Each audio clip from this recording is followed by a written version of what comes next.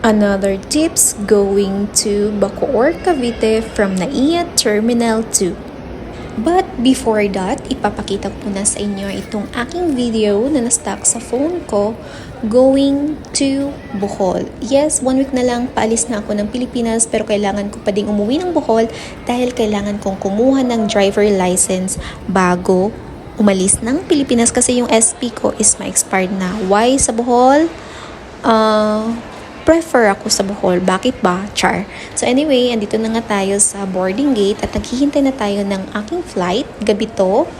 Pero sinundo naman ako ng parents ko. So mag-isa lang akong babiyahe ngayon kasi yung kapatid ko iniwan ko lang sa Cavite kasi 1 week lang naman at paalis na kami ng Pilipinas.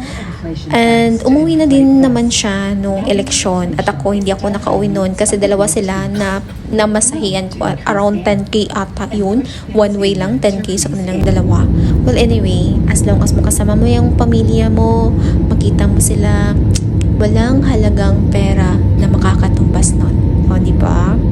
So, ang ganda talaga ng city lights, no? Mas ma-appreciate mo talaga pag gabi ka babiyahe. Pero ma-appreciate mo din pag madaling araw ka din babiyahe. Makikita mo yung sunrise. O, diba?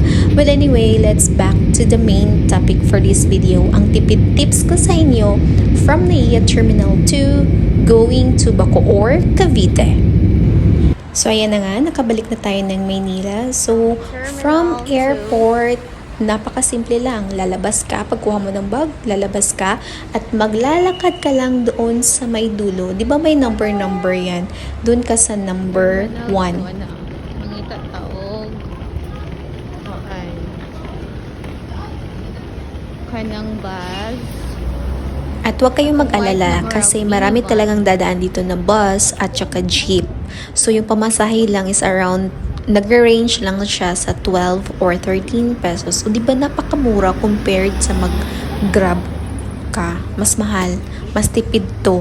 Kaya mas dito tayo prefer. Hindi naman marami yung bit-bit nyo. So yan na nga, nakasakay na tayo ng jeep. Gusto ko sana mag-bus pero ang tagal dumaan ng bus, mas nauna pa tong jeep. May dalawa ng jeep na dumaan, wala pang bus, kaya nag-jeep na lang ako.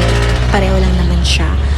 Ayan, nakasakay na tayo ng bus papuntang Baclaran. At pagdating mo doon sa Baclaran, yung jeep, doon lang sila sa kanilang terminal. Kaya medyo pwedeng lakarin, pero ayoko maglakad. Kaya nagsakay ako ng tricycle papuntang Baclaran Church talaga. So, I pay only 40 pesos. So, magkano lang yung nagastos ko? 12 plus 40 o 52 lang. And then, pagdating ko sa Baclaran Church, syempre, papasok muna tayo sa church at magpasalamat. At may nadaanan akong mangga, which is favorite ko talaga yung mangga. Super. So, dito muna tayo sa Baclaran Church at magdadasal muna tayo.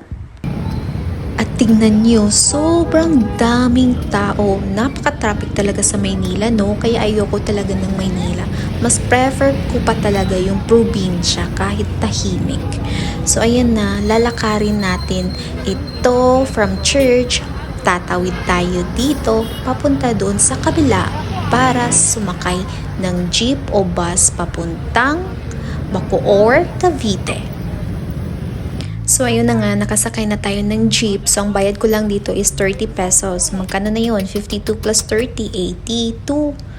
O, diba? Kesa naman, 500 yung mabayaran mo sa Grab.